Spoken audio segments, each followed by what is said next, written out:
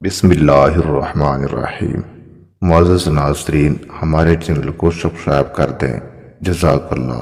انسان کی سب سے بڑی طاقت اس کی محبت ہوتی ہے اور سب سے بڑی کمزوری بھی۔ آج کے دور میں سچی محبت اور سچے دوست کا ملنا اتنا ہی مشکل ہے جتنا پہاڑوں سے نہر نکالنا۔ جس نے سچی محبت اور سچے دوست کو پا لیا، دنیا میں اس سے بڑا خوش قسمت انسان کوئی نہیں، لہذا اس کی عزت کرو نہ کہ حسد۔ دنیا کی سب سے عظیم ترین شخصیت نبی کریم صلی اللہ علیہ وسلم کی ذات ہے، جس کا حرف حرف غور سے پڑھنے اور سمجھنے سے تعلق رکھتا ہے۔ قرآن پاک ہے۔ دنیا میں سب سے مضبوط ترین چھت باپ ہے، دنیا میں بہترین چھاؤں ماں ہے۔ خدا نے اس کائنات کو محبت سے تخلیق کیا ہے، چنانچہ اس میں رہنا سیکھو۔ دنیا کا خوبصورت پودا محبت کا ہوتا ہے، جو زمین میں نہیں دلوں میں اگایا جاتا ہے۔ دنیا کا انمول پھول مسکراہٹ ہے، جس کی پتیاں بکھر کر بھی تازہ رہتی ہیں اور ہر سمت خوشبو بکھیرنے کا پیغام دیتی ہیں۔ دنیا کا لازوال رشتہ دوستی ہے، جس کے بغیر زندگی ادھوری ہوتی ہے۔ سب سے بہترین کمال دشمن کو دوست بنانا ہے۔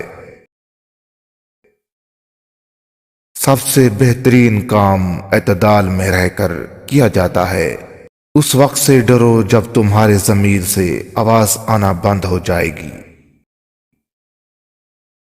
دنیا میں انسان کے لیے دو پناہ گاہیں ہیں، ایک ماں کی گود اور دوسری زمین یعنی قبر، جو بغیر کسی امتیاز کے امیر غریب بادشاہ اور گدھا سب کو پناہ دیتی ہے۔ اللہ کی دوستی اس آدمی کے دل میں نہیں ہوتی جس کو خلق سے ہمدردی نہیں ہوتی۔ ہمدردی اس کو کہتے ہیں کہ باوجود قدرت رکھنے کے ستم نہ کرے۔ دوسروں کے ساتھ زیادہ ہمدردی وہی شخص کر سکتا ہے جو خود زیادہ مصیبتوں میں مبتلا رہ چکا ہو۔ جس رشتے کی بنیاد ہمدردی اور خلوص پر نہیں، وہ ہرگز پائیدار نہیں۔ ہمدردی وہ عالمگیر زبان ہے جسے جانور بھی سمجھ لیتے ہیں۔ مشکل کے وقت ہمدردی کے چند بول وہ قرض ہیں جسے چکایا نہیں جا سکتا۔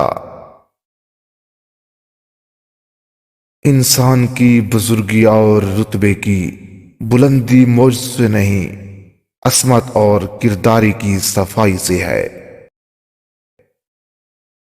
انسان کی نجات دین کے اتباع میں اور اس کی ہلاکت دین کی مخالفت میں ہے۔ جس کام میں نفسانی غرض آ جائے اس سے برکت اڑ جاتی ہے۔ یہ نفس کی مثال شیطان کی سی ہے اور اس کی مخالفت عبادت کا کمال ہے۔ انسان کی زندگی کے کئی مقامات ہیں، اول توبہ، دوم رجوع الہی، سوم لذات دنیا سے اجتناب اور چہارم توکل یعنی اللہ کا سہارا۔ دنیا میں وہ سب سے کمزور ہے جو اپنی خواہش پر قابو نہ رکھتا ہو، اور سب سے طاقتور وہ ہے جو ضبط کی قوت رکھتا ہو۔ اگر تندرست رہنا چاہتے ہو تو نیک بنو، نیک بننا چاہتے ہو تو دانا بننے کی کوشش کرو۔ دانا بننا چاہتے ہو تو مذہب کا مطالعہ کرو۔ خدا سے محبت کرو، کیونکہ خدا کا خوف بھی دانائی کا آغاز ہے۔ گناہ کا آغاز سکڑی کے تار کی مانند نازک ہوتا ہے، لیکن انجام جہاز کے رسے کی مانند مضبوط اور ناقابل شکست ہوتا ہے۔ بیوقوف کے ساتھ جنت میں بیٹھنے سے عقل مند کے ساتھ قید خانے میں بیٹھنا بہتر ہے۔ مجھ سے خدا کا تصور چھین لیا جائے تو میں پاگل ہو جاؤں گا۔ جب تو غم دیکھے تو استغفار کر، غم خالق کے حکم سے آتا ہے، تو اپنے کام میں لگا رہے۔